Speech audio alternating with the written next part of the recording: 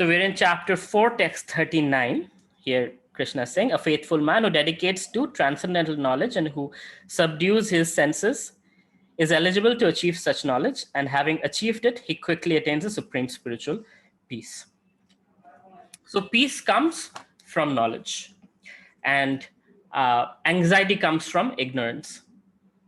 If we don't know about something, something is going wrong, the fear of unknown is what brings in anxiety. What's going to happen to my future? What's going to happen if I do this? What's going to happen if I don't get that promotion? Right? So all of our problems, all of our anxieties come when we don't know what the future holds for us. And as we get to know somewhat, that's why people go to astrologers. Why? Because the future is unknown, but astrology might give you some answers with which you can feel a little satisfied that, okay, this is what is to be expected, good or bad, but this is what is to be expected, so I'm a little prepared. So knowledge by default gives us peace, right? For example, back in the days when we didn't know about a lot of the scientific things, everything was like God's rage. Why it's raining? God is angry. Why it's not raining? God is angry.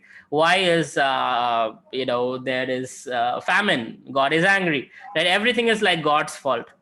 But once we get to know how the universal functionalities work, we realize it's not God's problem, it's our problem. We are causing trouble to atmosphere, we are causing trouble to environment. As a result, there are consequences, right? So knowledge brings in clarity. So same thing with spirituality. When somebody has transcendental knowledge, that person tends to be much more at peace, much more at ease, and happy, because they have understanding of the highest truth. Text 40. Somebody wants to read text 40? Yes, sir. May I? Please go ahead. Yes. Ajnas chasradhanas cha samsayatma vinasyati nayam loko sthina paro na sukham samsayatmana. But ignorant and faithless persons who doubt the revealed scriptures do not attain God consciousness. They fall down. For the doubting soul, there is happiness neither in this world nor in the next. Yes. Thank you. Sure. Thank you so much, Shivam.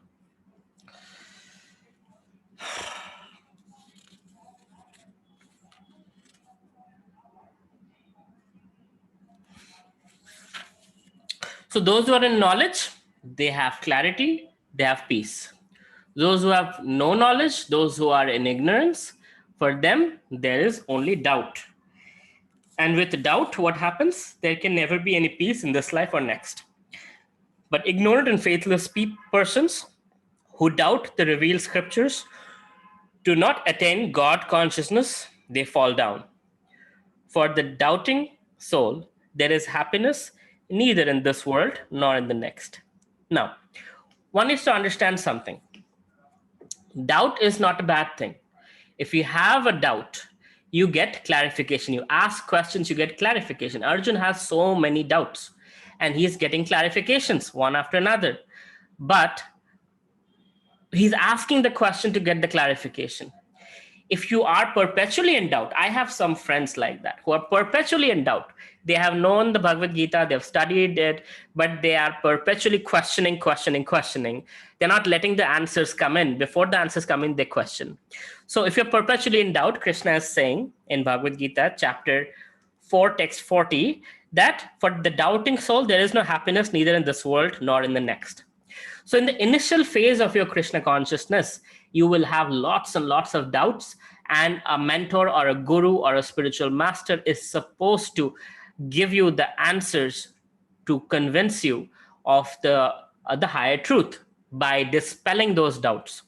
But once you have the faith installed and your doubts are cleared, then there should be no more doubting or duality.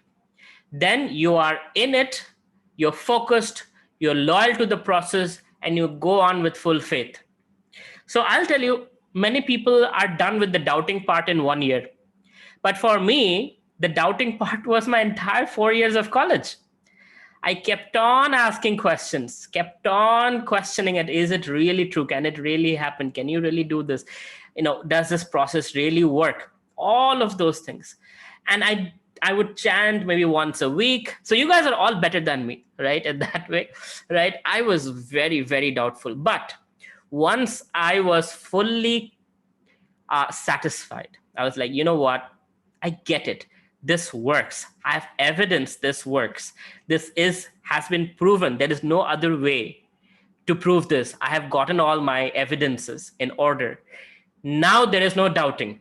Now, if my guru says do this or my mentor says do that, I do it without questioning it because I know it's good for me. Of course, now doesn't mean dogmatic. I might say, I'm not able to do it fully. Can you help me out here? I want to do it, but help me out. How should I do it? So I'll have a dialogue, but I don't dismiss it without thinking because I have been out of the doubting phase. So it's healthy to be doubting at the initial phase. But so ask questions, get your answers. Once you have enough roots, once you've enough rooted in the system, then you should have enough leverage to move forward rather than doubting and staying in one position and questioning, should I do it, should I not, should I do it, should I not, is Krishna really there, is Krishna really not, right? So there is a time for everything. So once you've done with that phase, then there is happiness, and as you can go towards Krishna at full acceleration, full throttle, you can move towards Krishna, knowing that this process really works. And till you're not convinced, keep asking your questions. Out of the many standard and authoritative revealed scriptures, the Bhagavad Gita is the best.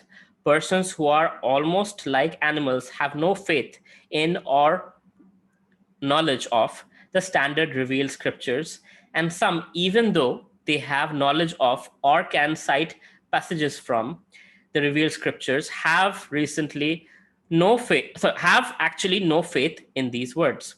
And even though others may have faith in scriptures like Bhagavad Gita, they do not believe in or worship the personality of Godhead, Sri Krishna. Such persons cannot have any standing in Krishna consciousness. They fall down. Out of all the above mentioned persons, those who have faith, those who have no faith, and are also always doubtful, make no progress at all. So, for example, I have given this example many times. There's this professor at Oxford who has done a PhD on Rasa Leela, and he invited a Hare Krishna devotee, a ISKCON devotee, to come and give a lecture on Krishna consciousness. And of course, as a devotee, they talked about Krishna, Krishna, Krishna, Krishna this, Krishna this, Krishna that. And at the end, when the lecture was over, this professor brought the devotee to the side and said, hey, do you really believe Krishna is God and he really existed 5,000 years ago? And the devotee was like, you have a PhD in Rasa Leela and you don't believe Krishna existed and you don't have faith in the philosophy? So that's the situation. If you attempt to look at it academically, perpetually this will be a mystery to you. But if there is open-mindedness, there is bhakti, there is the proper devotional process coming through disciplic succession, then only this mystery can be demystified and one can understand spirituality as it is, Bhagavad Gita as it is, rather than as a matter of academic exercise, right? Okay, nice story. Okay, let me just make speculate some meanings out of it.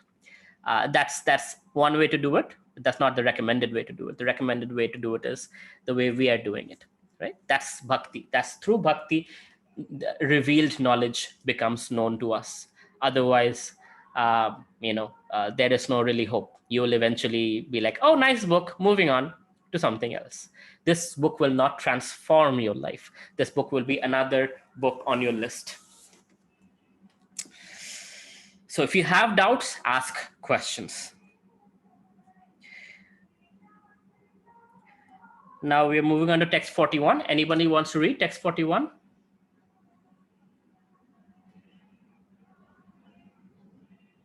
Prabhuji, I had a question. Can Go I ahead. ask now?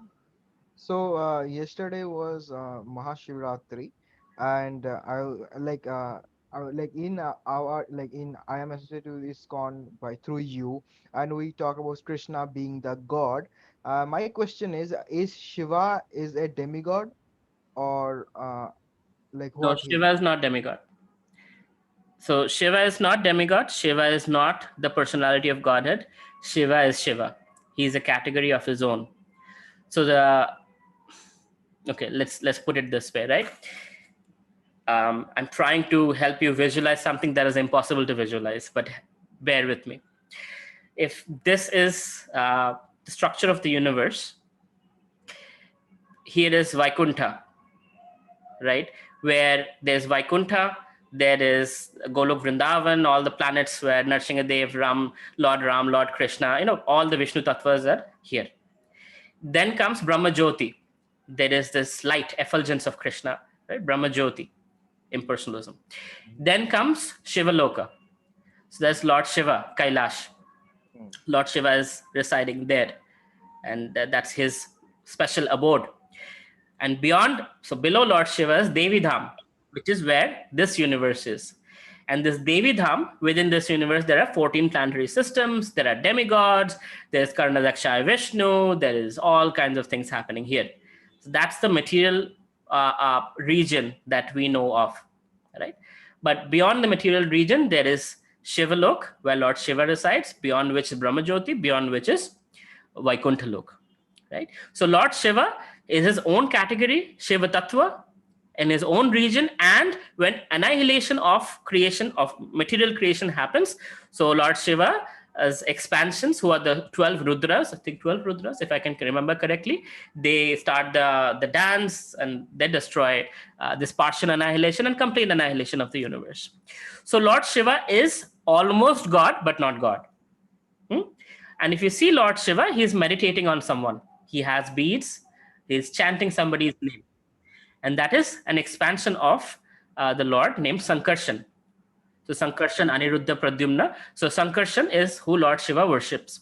So Lord Shiva is actually the best of the Vaishnavas, he is considered.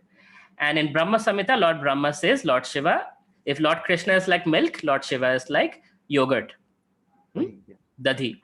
So he's like yogurt. So almost God, but not God. And another aspect of Lord Shiva's role in this material world, if you want to see it that way, is if you see Mahavishnu, with his vision, he's impregnating Durga Devi with all of us, the living entities. That vision, that ray of Mahavishnu into Durga Devi's womb, that ray is called Shambhu. Through the agency of Lord Shiva, Mahavishnu is sending the living entities to Durga Devi, who's bringing us to life. So if you see the Shiva Linga, there's a union of Lord Shiva and Durga Devi at the bottom, right? That's a Shiva Linga. That's what it depicts, creation. Beyond, so where is the Shiva Linga, Shiva coming from? The source is Mahavishnu. So Shiv is called Bhutnath. He's the father of all living entities because through him we have come. But still our source is, original source is who's the source of Lord Shiva, and that is Mahavishnu, whose source is Lord Balaram, whose source is Lord Krishna. And this is given by Lord Brahma himself, and even Lord Shiva also says that the worship of Lord Vishnu is the highest because he is the worshipable Lord of Lord Shiva also. You never see Krishna meditating on anyone. Yeah. Lord Shiva does. Lord Shiva is meditating on the personality of Godhead. Now, when you say this, people will ask you, oh, Lord Ram worship Lord Shiva, right? Before, so there is, what is that? I was about to ask that, like when he went to Lanka, like he Rameshwaram. Rameshwaram, that's right. That's right.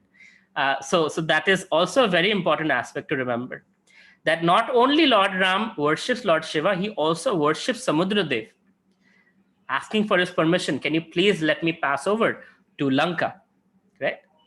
And that's because and not only that, Lord Ram accepts Vishwamitra and people like that as his guru. So he's God, there's nobody above him, but he gives respect where respect is deserved, right? He is giving respect to Lord Shiva, asking for his blessings. And there are places where Lord Shiva is worshipping Vishnu also. In fact, he's always in meditation of Lord Vishnu. So that is that is the wonderful nature of the Lord, where there's respect amongst each other, right? Even Lord Ram, when he meets face to face with Parashuram, Parshuram is incarnation of the Supreme Personality of Godhead, but Shakti Vesha Avatar. And Lord Ram is actually Purusha Avatar. He is the personality of Godhead. Parshuram sees Lord Ram face to face and he gets defeated by Lord Ram. He's like, oh, okay, this is the personality of Godhead. My work is done. I'm moving on. Parshuram ends his Leela and he's done. Right?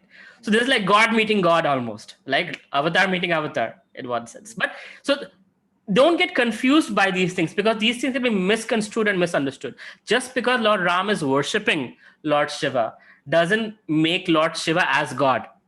Because there are Lord Shiva also worshipping Lord Ram. In fact, Lord Shiva getting defeated by a demon.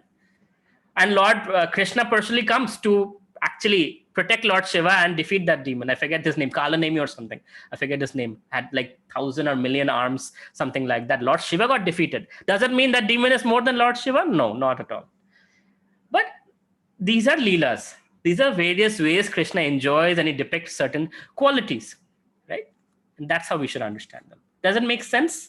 Yeah, that makes sense. Because I was asking the question because we worship Krishna and we see Krishna as the supreme personality of Godhead.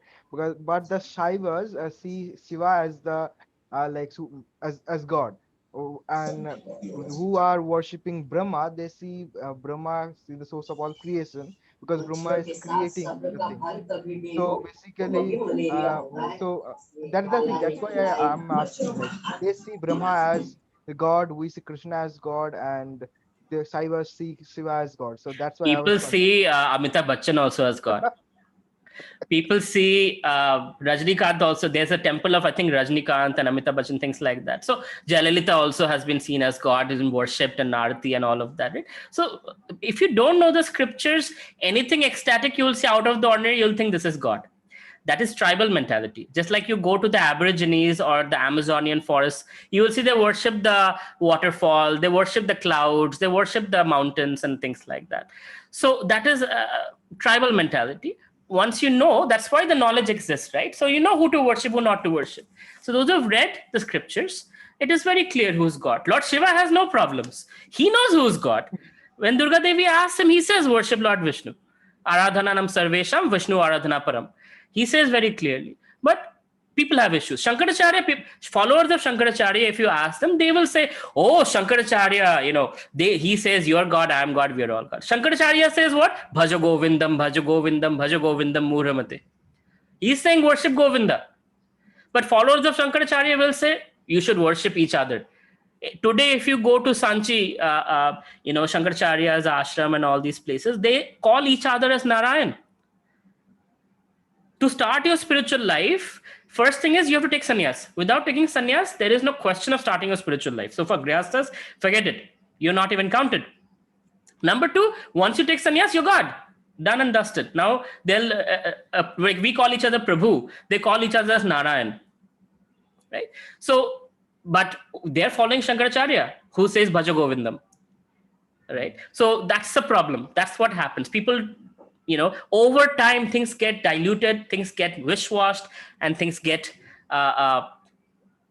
corrupted. And the real knowledge gets lost.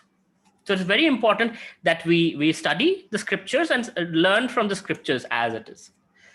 Was it because it is not coming from disciplic succession? Correct. Yeah. Thank you, Prabhuji.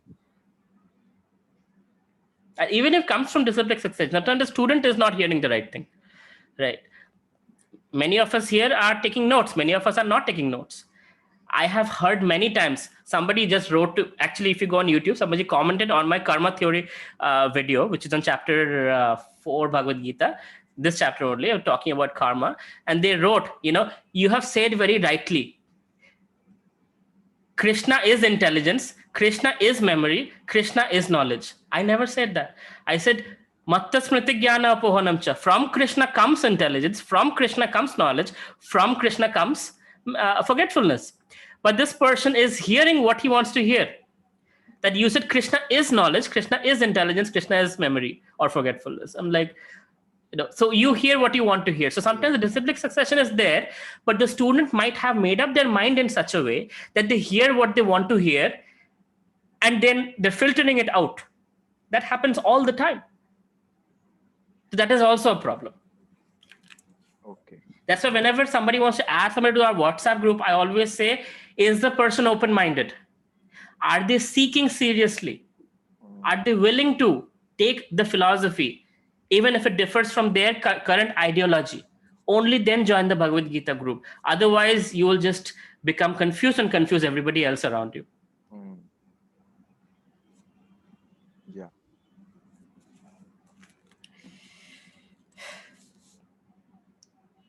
Any other questions?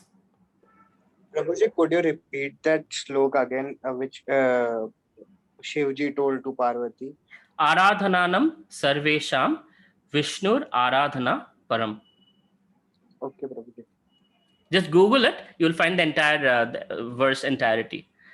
Okay, okay. And where it's from, it's all sourced. Prabhupada used to quote that a lot because Prabhupada also used to get a lot of these questions of Lord Shiva. And also Brahma Samhita, you can go and refer to Brahma Samhita, where Lord Brahma describes Lord Shiva. Yes. And there are other descriptions. If you want, we can spend a whole day on Lord Shiva only. He's so wonderful. And it's not like we don't offer respect to Lord Shiva. Don't get me wrong. Lord Shiva is the best of the Vaishnavas. So we go to him and we pray to him for bhakti. But we don't pray to him for material things. Generally, women like to pray for a good husband, or men like to pray for whatever else. So that's not what we bother Lord Shiva for. We request him that, my dear Lord Shiva, you're the best of the devotees. Please allow me to also follow in your footsteps. Okay, Prabhuji. Anything else on Lord Shiva? Prabhuji, I have heard something about Lord Shiva. Can you confirm it if it is true? I have Okay. heard that Lord Shiva did 108 uh, births of sadhana and became Lord Shiva. Is that true? No, he's always been Lord Shiva. Okay. You can take a lot of sadhana and become Indra. You can do sadhana and become Ganesh. You can become Brahma. You cannot become Lord Shiva. You cannot become Krishna. Those positions have always been and always will be. They're taken. They're permanent positions. Okay. Moving on. Text 41.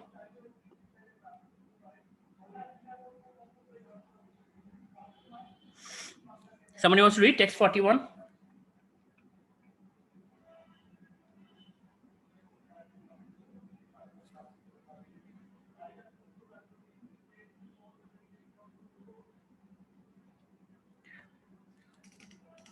Anybody wants to read? You can unmute. I Go can ahead. read. Go ahead. Text 4.41. Yoga sannyasta karmanam jnana sanchinna samasyam atmavantanam na karmani nibandhanti dhananjaya. Translation: one who acts in devotional service, renouncing the fruits of his actions, and whose doubts have been destroyed by transcendental knowledge, is situated factually in the self. Thus, he is not bound by the reactions of work, O conqueror of riches. Read the next one also, Krishna.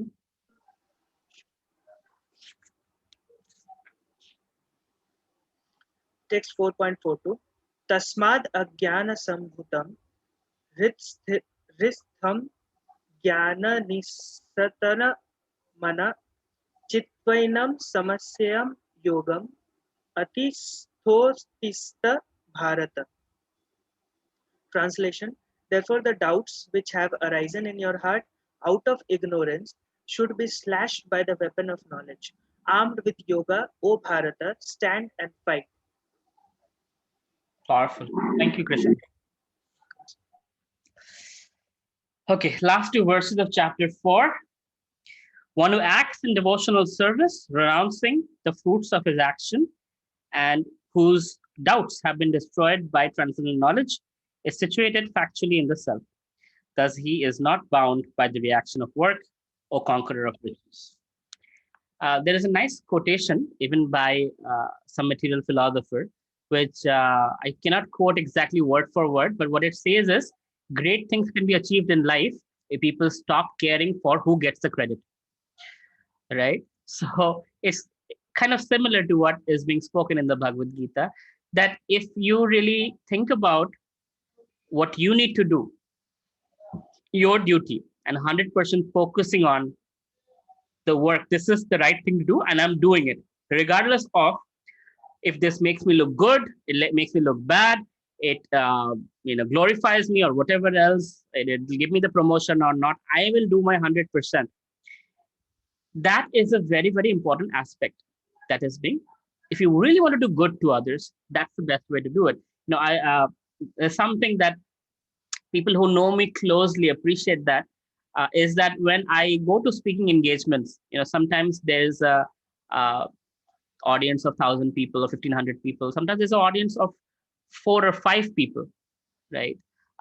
And somebody who always assists me and travels with me told me that I don't see a difference in your enthusiasm regardless of the outcome in the number of audience members. And he asked me how come, and I said it's because of Bhagavad Gita, and it's because of Srila Prabhupada's own example. In fact, in Bhagavad Gita, those of you have the book or are in Veda base, if you look at the introduction to Bhagavad Gita, you will see the 30-page introduction that Srila Prabhupada has. Actually, that introduction is a lecture of Srila Prabhupada. If you go on Prabhupada Vani, you will be able to find it online. It's actually a lecture series of Srila Prabhupada, and it was a flop event. What happened, Prabhupada told the devotees to do the marketing and get posters out there, and devotees did everything. A big auditorium was booked. Prabhupada was speaking, and only the organizers were there. Maybe 1 or 2 outsiders came in. It was an empty auditorium. And yet, if you hear Srila Prabhupada's speaking, the introduction to Bhagavad Gita, I have heard the recording. It is so powerful. It is so much passion and enthusiasm is there when he's explaining this. You would think he's talking to an audience of 1,000 people. But to him, it didn't make a difference. And actually, the organizers, the brahmacharis, they told Prabhupada, we should go. What's the point of talking to 2 people? Prabhupada said, no, I will give the lecture. I've come for it. And at the end, the devotees were like, Prabhupada, you spoke so beautifully, but there was nobody there. Prabhupada said, how come you couldn't see? Narad Muni was there. All the bacteria were there, all the amoeba were there, all the living entities were listening, the mosquitoes were listening. There's so many of them, right? So Krishna Katha is being spoken, there are living entities everywhere. They were listening. So Prabhupada, it didn't make a difference to him. And I personally feel very inspired by that example of Srila Prabhupada. So whenever I am speaking, it is not influenced by how many or how less number of people are there in the audience. It's about, this is my job, this is my duty, and I'm going to do the best to make Krishna look good. I'll pray to Krishna and I'm speak the best I can. And trust me when I say it, it makes a huge impact. Even if it is 4 people or 5 people, it makes a huge impact because your focus is on delivering your 100%, regardless of the outcome. And you never know, one of those 4 people could become somebody who can bring in 100 more people. Srila Prabhupada, actually another story I'll give you. Srila Prabhupada, when he went to Russia, he was supposed to speak at a Russian university to hundreds of students.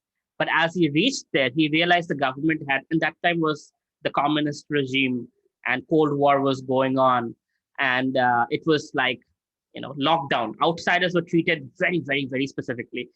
And just like North Korea right now, how they treat outsiders, there's basically like you can only see certain parts of the city. You cannot go here, you cannot go there. So similarly, Russia, Moscow was like that. So Srila Prabhupada reached Moscow. He was supposed to speak at the university. He went to the university, and the host who had invited him, the professor, said, you can only talk to me. Nice meeting you. You cannot talk to the students. You can stay in your hotel for another day and you can go back. And Srila Prabhupada was quite disappointed that this happened. Now, the food at that time, Russia was very poor and they didn't have good food.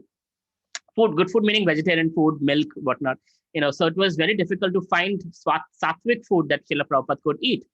So Shyam Sundar Prabhu, who was Prabhupada's assistant at the time, he went out to find some milk and some sugar and some rice. So he could make some sweet rice for Srila Prabhupada. So Prabhupada could eat something. And he was looking everywhere. And finally, he met two young people. One was an Indian, one was a Russian. And the Indian boy was actually connected with the Indian embassy in Russia. And the Russian boy was somehow very curious to know about Srila Prabhupada. So when they saw Shyam Sundar Prabhu in dhoti, kurta, tilak, the Russian boy said, I want to meet Srila Prabhupada. Can you please take me to him? And he came and met Srila Prabhupada. While Shyam Sundar Prabhu was making sweet rice, Prabhupada was giving lecture to this one Russian devotee. For 3 days that Srila Prabhupada was in Moscow, this one devotee just stayed and learned and absorbed from Srila Prabhupada like a sponge. And Srila Prabhupada, when he came back to, I think, Detroit, after Moscow, he flew to Detroit, and Prabhupada was asked, how was your Moscow trip? Prabhupada said, very successful. Because that one devotee, he was so sincere, he was so observant, and he absorbed the consciousness so well that he single-handedly created the whole Russian yatra. And today, outside India, the largest congregation of Vaishnavas is in Russia. In fact, in Moscow, I was invited one time to one of the preaching events. Not in Russia, I didn't go there, but they have the metro stations in Russia, and each metro station is marked by a Jagannath, because each metro station has a Bhagavad study group, Bhagavad Gita study group, right? And it's like insane, the number of devotees and the sincerity they have. And it was all from one devotee. So one devotee, he somehow became Krishna conscious by Prabhupada's 3 days of mercy. And then he somehow smuggled in a Bhagavad Gita into the country. Then they copied the Bhagavad Gita. And this is I'm just sharing the story, don't mind me. He copied the Bhagavad Gita on a massive piece of paper, which is meant for printing newspapers. So very tiny font. What they did was they would print the entire Bhagavad Gita, like minimize it, and then print it on newspaper paper. So what they would do is some of the Matajis, they would be friends with the owner of this printing press. So at night, they would go in there, they would print in newspaper sheets, Bhagavad Gita, each page, one page of newspaper, entire Bhagavad Gita. Imagine how small the text would be.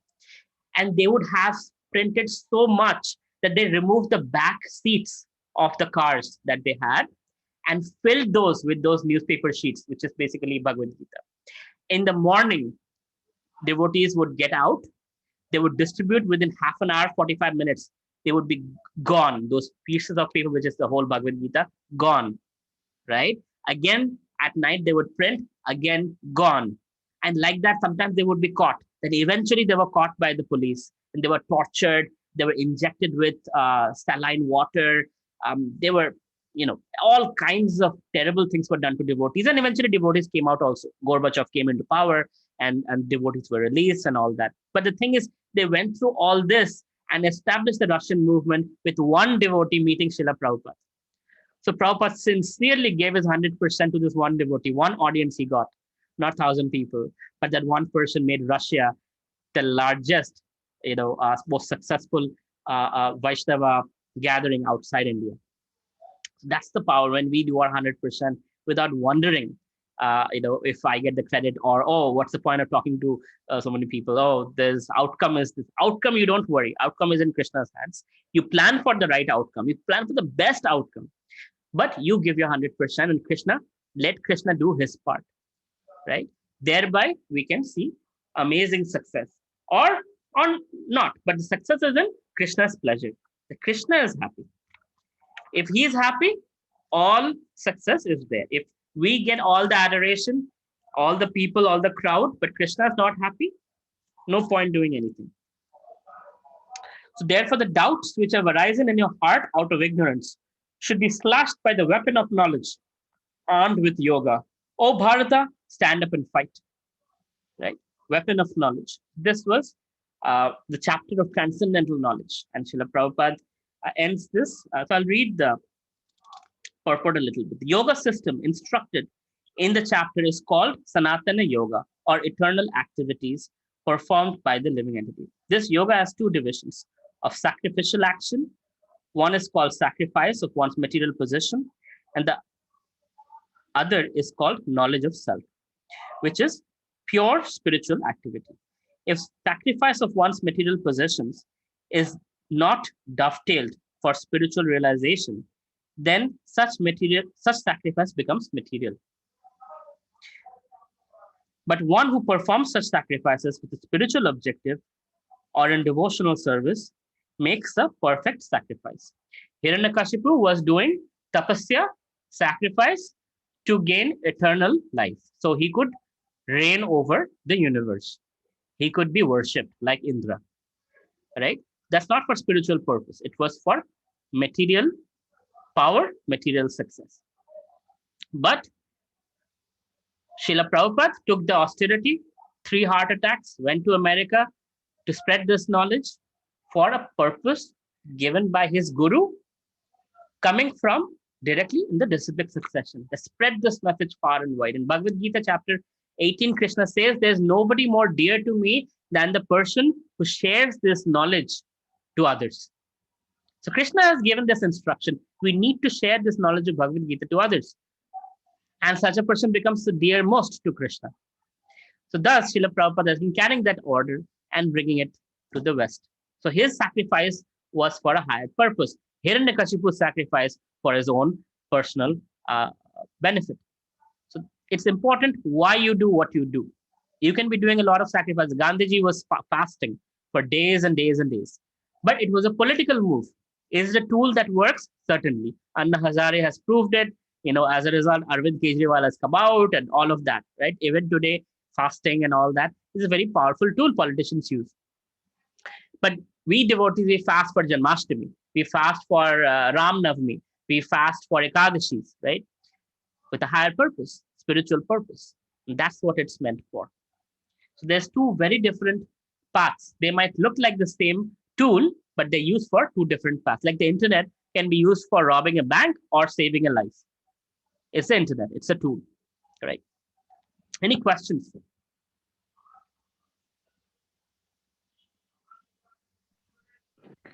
Hello, sir.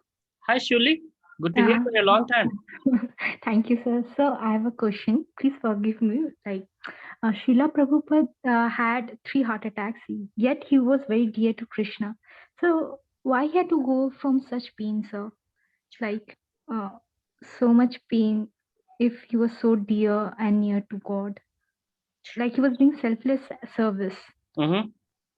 In So fact, why Srila Prabhupada one time actually said he didn't want to come to this material world. One time, Prabhupada was traveling and he was quarantined, just like right now, coronavirus, we're all being quarantined. So Prabhupada traveled from one place to another country and he was quarantined for 7 days or something.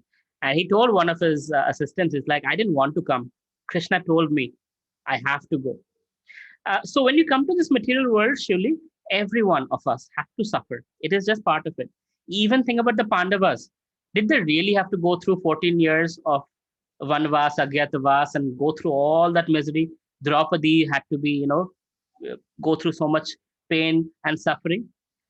They had to, right? Although they were Krishna's personal relatives and friends.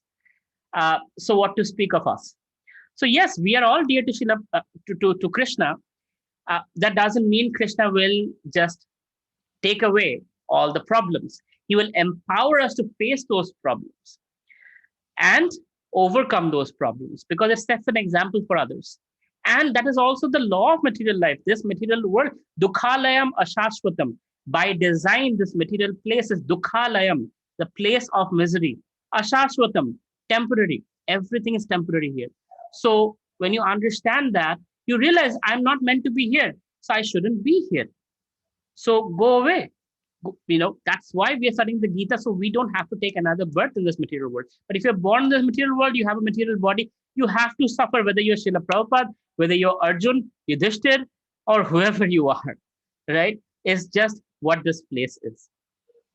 But being with Krishna means, Krishna in the chariot means you can face those difficulties boldly rather than escaping with alcohol and drugs and other things. you're empowered to face those things with Krishna by your side, and victory is guaranteed. Thank you, sir. Thank you so much. Most Thank you, Krishna. sir. Hare Krishna. Hare Krishna, I have a question. Like you told that doubt is the killer of spiritual progress. Is something like that you have told. So is the submission inquiry is required, or we should not? Like it is something. I'm just confused on both the terms, like submission inquiry and doubts. Because in doubts we are also asking question, and some submission inquiry we are also asking question. So how we can differentiate both the things, and like sometimes what happens that if we are inquiring more, then the other person start judging us. So what should we do on that time? Can you please guide me on that? And I don't know if you came in late, but I already talked about it. And that was, there is a time at the initial phase of our Krishna consciousness, there is a time when we have all the doubts. And it is a duty of the mentor, spiritual master, teacher, whoever it is giving you Krishna consciousness, to dispel those doubts through the medium of scriptural understanding.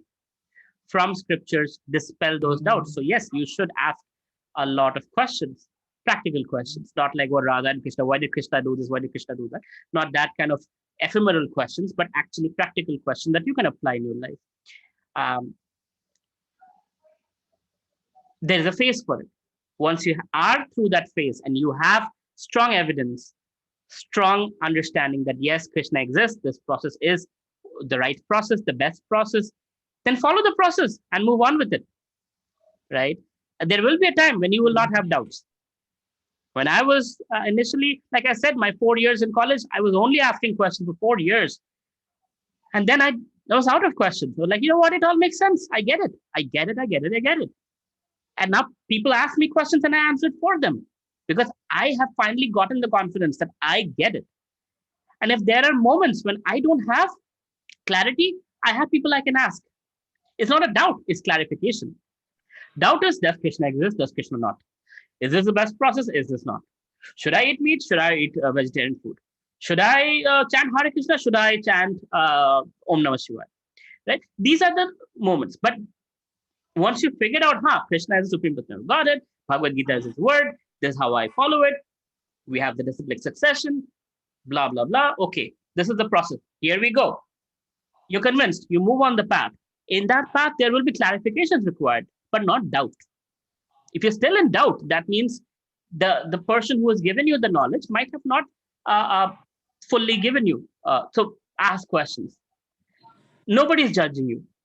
A real teacher or a real person, a member of the disciplic succession will not judge you. Might stop you. I might stop you if you ask me about Radha Krishna intimate pastimes. If you ask me about Rasa Leela, if you ask me about things that are beyond my level, I will tell you, I'm sorry, I cannot talk about it. It's not beyond my level. But if you ask me about Sambandha Gyan, if you ask me about Bhagavad Gita, happy to answer any questions you have.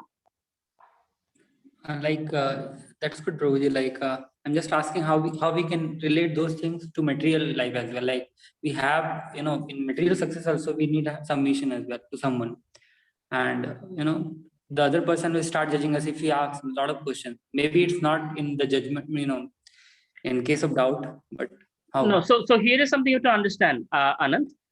Yes, bro. You can really drain out a person by asking too many questions. Mm-hmm. Some things you should try to connect the dots yourself. Mm-hmm.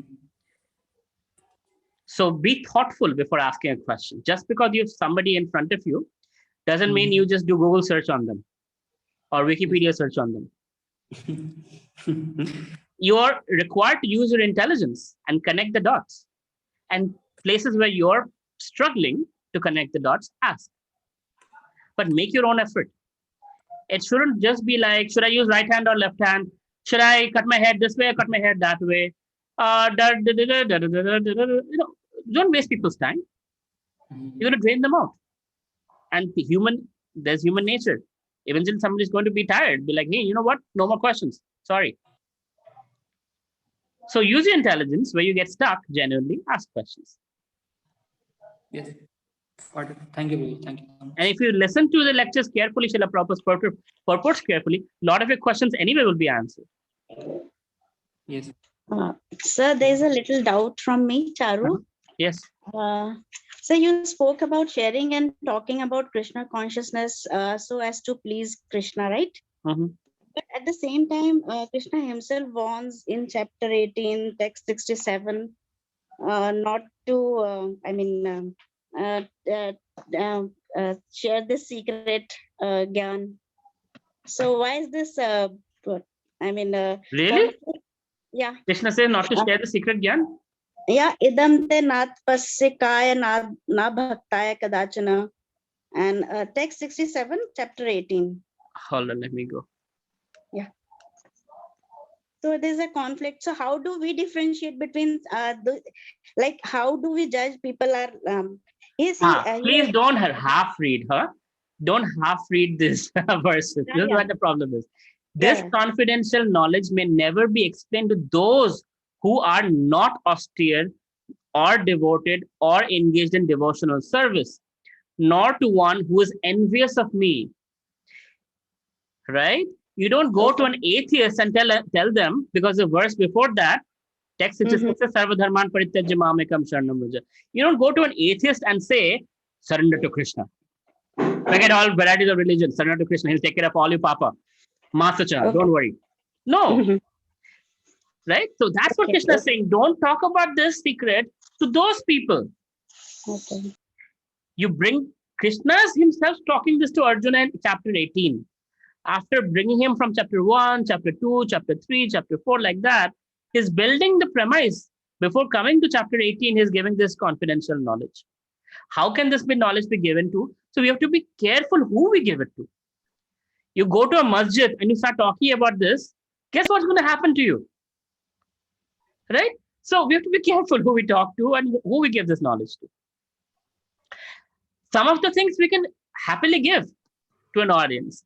Some of the confidential things we have to be careful who we give it to. Got it. Thank you. Hare Krishna, Prabhuji. Hare Krishna, Yogesh Prabhu. Yeah. I had a similar question, so which was answered in chapter 18, as pointed out by Charu. I have a following question. So let us say if you do not share this knowledge about Krishna, then how does one become a devotee then? If you do not listen to it, or if you not hear of all of his pastimes or this transcendental knowledge, then how is one attracted to Krishna? Yeah, that is how we convert them, atheists to Krishna conscious people, right? We can always argue with them to bring them on this path. No, you cannot argue to bring somebody on this path. You bring them with compassion, kindness, respect, with your qualities, with your devotional qualities, you attract their hearts. When you argue, they argue on an intellectual level. And there's always defense mechanism. They have made up their mind. I don't want to believe this. Krishna doesn't exist. God doesn't exist. Many times this has happened in my Krishna conscious preaching activities, where people are like, I don't believe in Krishna, but I like you. And because I like you, if you say Krishna exists, maybe Krishna exists. I'll give it a try. I'll give it a shot. So before philosophy comes your own personal example. With your achar comes prachar. If there's prachar without achar, then it might or might not work. You might say a lot of philosophy, but the other person might be like, sorry, not interested. Or here, 10 million other things. Why you guys are bad. Krishna stole the clothes of the gopis. How can he be God? For example, right? They're going to bring so many things that blaspheme God. Forget all that. Just be a good person. I shouldn't say I made somebody a devotee, but somebody became a devotee just by me teaching them how to drive. Right? This person would come, he was a complete atheist. He would eat all kinds of things, including beef. And he married a Muslim. He told me everything. He said, Prabhuji, I do not believe anything you say, but I will come because I like you. And he would sit right in front of me in the yoga mudra, eyes closed. He's like, I don't want to hear Bhagavad Gita from a human. I want to hear it from God directly. So I'll just go into meditation mode. So everybody is listening, but he would be in meditation mode, not listening to me, apparently, with his ears open, obviously.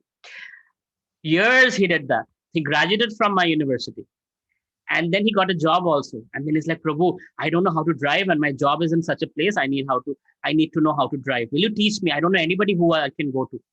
And I was extremely busy, but I found time for him. I taught him how to drive.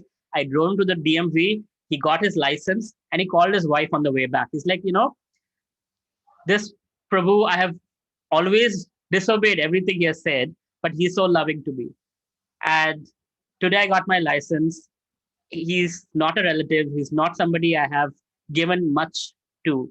But from today, because he says Krishna exists, I believe Krishna exists. And he and his wife, they're somewhat Krishna conscious because of the quality, unconditional love. It's not the philosophy. Because of the quality, the philosophy now they're willing to listen to. Does it make sense, Yogesh? Yes, And it does. Charamati? Yes, it does. Yeah. Thank you. So, There is a very beautiful quote by this Christian saint named Saint Francis of Assisi. He says, preach all day and speak a few words if you have to. Right? So preaching is not through just the words. Preaching is through our example. Okay. And also, I was just reminded that you think about Krishna, you reflect Krishna, right? So that quality tends to, those qualities tend to come out and make sense. Absolutely. And sorry, Yogesh, since I'm meeting you face to face, some messages went to you and I have no idea how that happened. This is so ridiculous. So I'm letting everybody else know also, there might be a chance that my office computer has been hacked.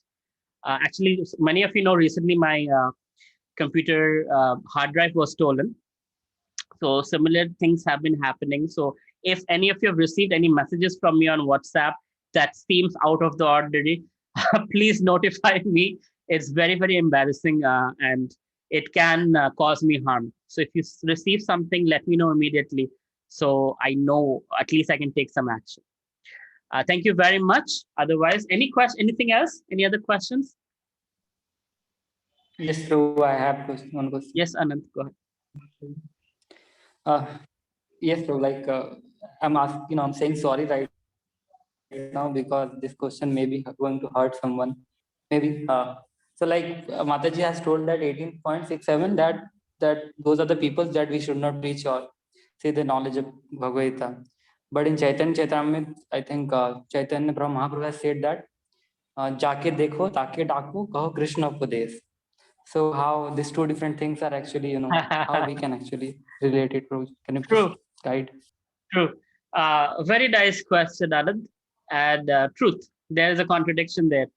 And Chaitanya Mahaprabhu is Krishna in the mood of Srimati Radharani.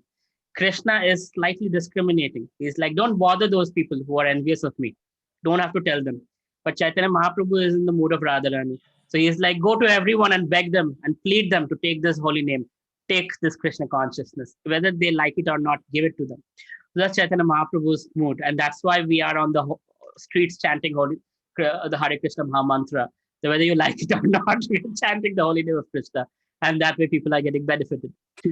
So that's Mahaprabhu's special mercy on us Kali Yuga people. There are some questions in the chat section. Let me quickly see. So again, Srila Prabhupada is teaching us quality is more important than quantity. Beautiful. Yes. Shaikat is asking, sorry to ask you this question. What is effect of Gleeden and other hookup dating app from the spiritual point of view? Gleeden, I've never heard of it. Some Indian psychologists favor of this. Society need to give up this social taboo because this is a part of life. What is the point of view Bhagavad Gita spiritual on this? Bhagavad Gita doesn't have any point of view on dating apps, unfortunately or fortunately. I don't know how to answer your question. Finding a life partner is a need. Finding a life partner, people have various ways of finding it, whether it's shadi.com or Tinder or whatever it is. Find someone that makes you happy. And, but illicit sexual activities or sex outside marriage is what is Krishna is saying that I am sex life when it's done in adherence with dharma. Kamosmi, he says, I am sexual desire, right? But when it's done within the religious purview for procreation purposes, when a man and a woman in marriage want to have a child, and for that purpose this is used, then it is a holy, it's a holy act, in fact. When it's done for material self gratification, I want to enjoy your body, you want to enjoy my body, then it's basically bodily pleasure, which is diametrically opposite of spiritual pursuit. So spirituality is I'm not this body, I'm spirit soul, and bodily pleasure is I am this body, you're this body, let's enjoy each other. That's what it is. So the Bhagavad Gita perspective is everything has a purpose. Do it for the right purpose, or else there are consequences. Bitan is asking, Prabhuji, still I'm not full vegetarian. I do not remember Krishna all times. I chant only 2 times, read only 1 shloka in a day. Sometimes I forget to be grateful.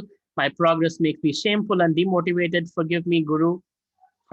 Whether I will be successful in bhakti. My obeisances to you, Bitan. What you're doing, very, very few people at your age can even think of doing.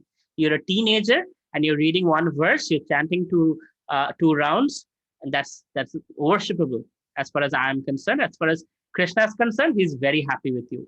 If I know a little bit about how the personality of Godhead is, he's extremely happy with you. Keep doing what you're doing, keep progressing in your journey. No one is judging you. Kindly don't judge yourself. Don't judge yourself. That's the worst thing you can do, right?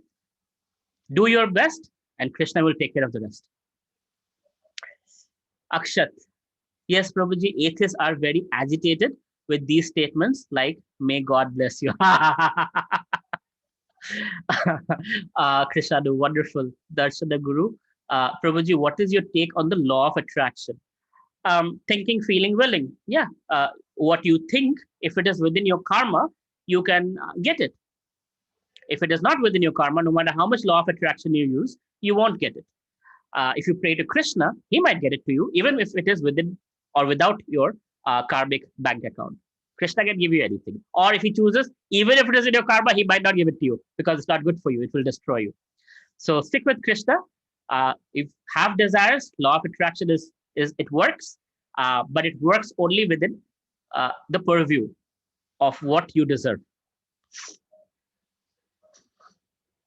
Okay. Thank you very much. Srila Prabhupada ki jai, Srimad Bhagavad Gita ki jai. Hare Krishna, everyone. Hare Krishna, Prabhuji.